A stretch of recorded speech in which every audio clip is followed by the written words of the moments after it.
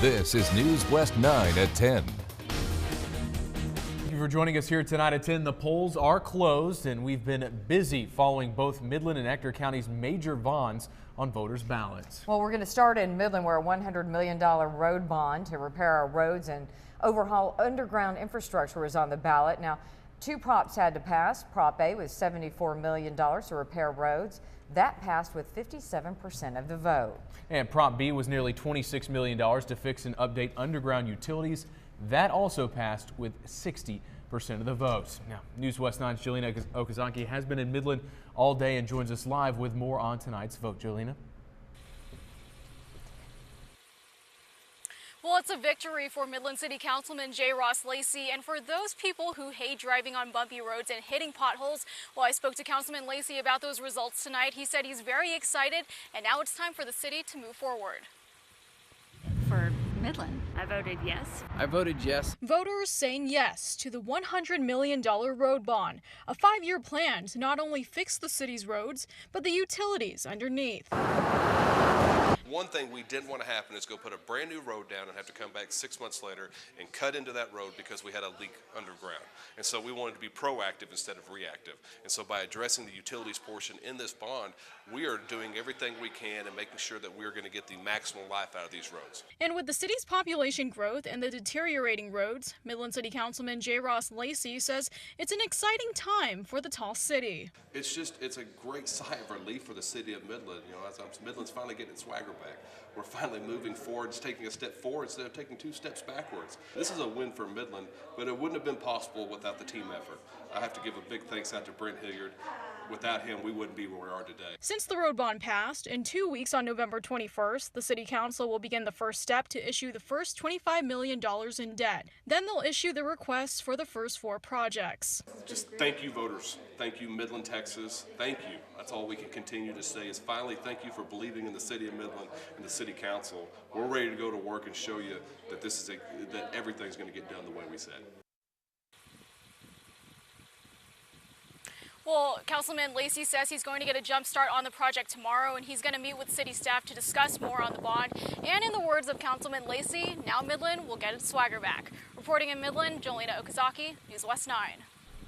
Over in Odessa, a nearly $300 million school bond was on the ballot. It hoped to double the number of high schools there, create a new middle school, and make district-wide safety improvements for students. And voters came out overwhelmingly against, voters turning it down with a 62% to 38 vote. News West 9's Eric Chefele has been in Odessa all evening. He joins us live with more within the reaction. Eric.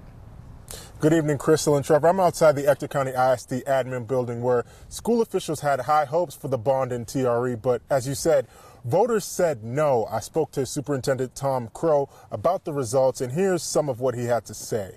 We obviously did not present a bond that the community could support, and I think we've got to go back out and say to the community, well, what would you support? Because the growth isn't going away. We've enrolled 55 new students this week already. We plan to do a survey to find out what is it that caused them not to vote for this and what would they vote for. We're going to continue to move forward.